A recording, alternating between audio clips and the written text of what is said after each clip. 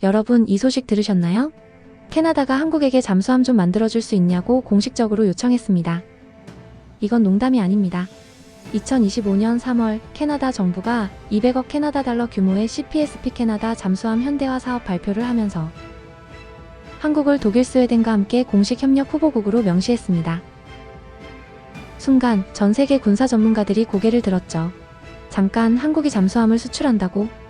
하지만 이건 단순한 산업 뉴스가 아닙니다. 한국이 기술 수입국에서 기술 공급국으로 완전히 넘어섰다는 선언이었어요. 오늘 우리가 이야기할 건 단순한 무기 수출 성공이 아닙니다. 이건 구조의 변화입니다. 한국이 방어받던 나라에서 방어를 제공하는 나라로, 배우던 나라에서 가르치는 나라로 변한 이야기입니다. 핵잠수함, 전자권 회수, 그리고 방위산업 수출. 모든 흐름은 하나로 모입니다. 그 단어는 바로 속도입니다. 한국은 더 이상 빠른 나라가 아니다. 한국은 이제 시간을 다루는 나라다. 1998년 IMF. 국가 전체가 흔들렸고 수많은 기업이 쓰러졌습니다. 이제 끝인가라는 말이 떠돌던 그 시절, 한국은 다른 선택을 했습니다. 직접 만들자. 그 한마디가 산업 DNA를 바꿨습니다.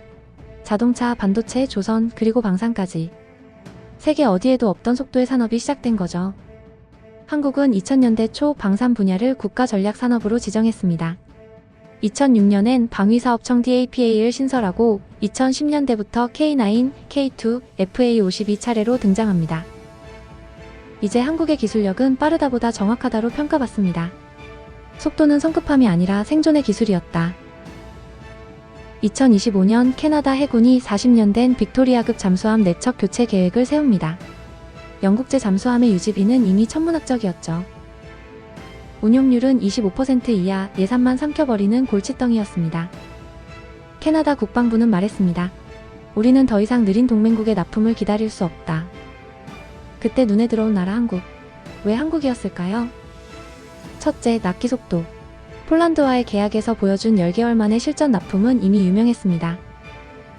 둘째, 가격 경쟁력. 독일의 214급보다 25% 저렴하면서도 운용비는 절반 수준. 셋째, 조선산업 기반. 울산과 거제의 조선소는 이미 군수 생산체계로 완비돼 있습니다. 조선업 세계 1위의 나라가 잠수함을 못 만들 리 없다는 거죠. 캐나다가 한국을 잠재적 파트너로 지정한 건 기술보다 시스템에 대한 신뢰 때문이다. 게다가 한국은 이번 제안에서 패키지 딜을 내놨습니다. 잠수함 통신체계 전술 소프트웨어 정비훈련까지 묶은 토털 솔루션. 이건 독일이나 스웨덴이 절대 흉내 못 냅니다. 캐나다 입장에선 느린 납품보다 한국의 빨리빨리 정신이 그리웠을 겁니다. 2022년 7월 러시아의 침공으로 폴란드는 전선 바로 옆이 됐습니다. 미국과 독일 무기를 기다리기엔 시간이 없었죠. 그때 한국은 제안했습니다. 1년 안에 180대 가능하다. 그 말이 현실이 됐습니다.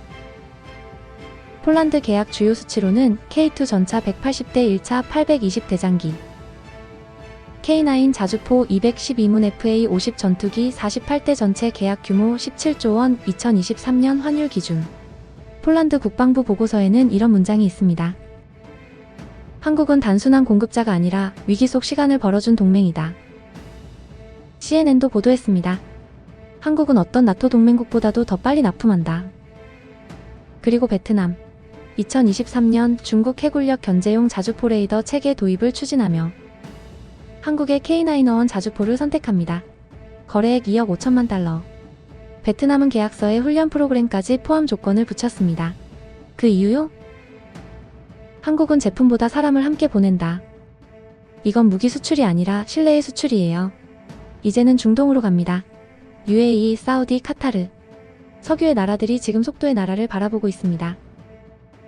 UAE는 한국과 공식 해군 회담을 갖고 잠수함 기술 협력 정비 체계 구축을 제안했습니다. 사우디는 더 진전된 움직임을 보였죠. KSS-3 배치2 제안서를 실제로 검토 중입니다. KSS-3는 한국형 3세대 잠수함입니다. 길이 83.5m, 수중 배수량 3,800톤. 탄도미사일 SLBM 6기 탑재 가능.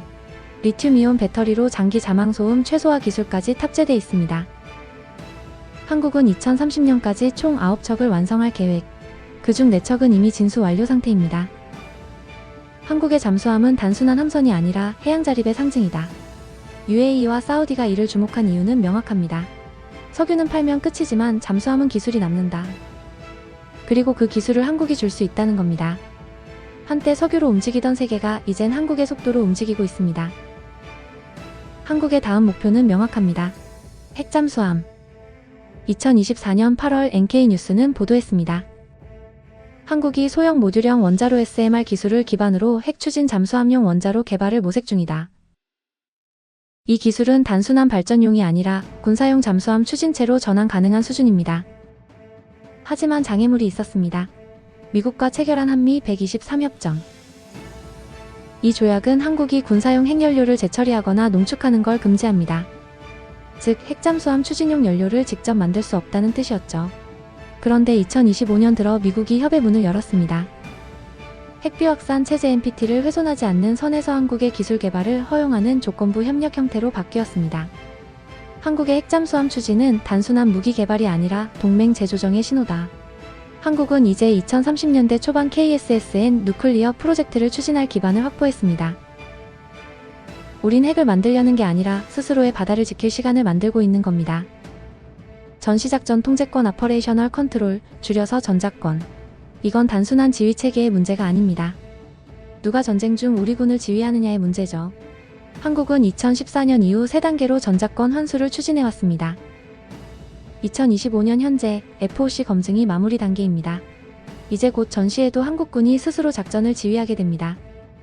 서울대 정책대학원의 분석 논문 윤서연 2022에 따르면 전작권 환수는 단순히 군사권한의 문제가 아니라 동맹의 권력 구조를 재정립하는 과정이다. 즉, 이건 자주국방의 상징이자 한국이 완전히 독립된 군사국가로 서는 순간입니다. 이제 세계의 시선이 바뀌었습니다. 미국 전략가 리처드 헤이스. 한국은 무기를 팔면서 동시에 새로운 동맹 질서를 만든다. 나토 관계자 한국이 없었다면 유럽의 방위망은 이미 무너졌을 것이다. 일본 언론 산케이 한국은 아시아의 무기 공장에서 전략적 플랫폼으로 진화했다. 한국의 속도는 이제 국가 경쟁력의 지표가 됐습니다. 빨리빨리는 농담이 아니라 세계가 분석하는 전략 모델이 되었죠.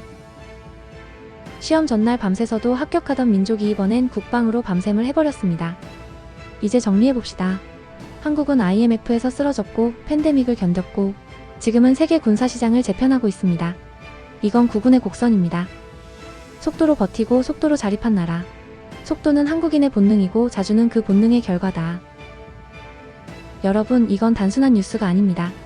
구조입니다. 한국은 지금 속도로 자주를 만들고 있습니다. 그리고 세계는 그 속도에 의존하기 시작했습니다. 시간이 되신다면 구독, 좋아요 부탁드려요. 소중히 기억하겠습니다. 영상 만들 때 큰 힘이 됩니다.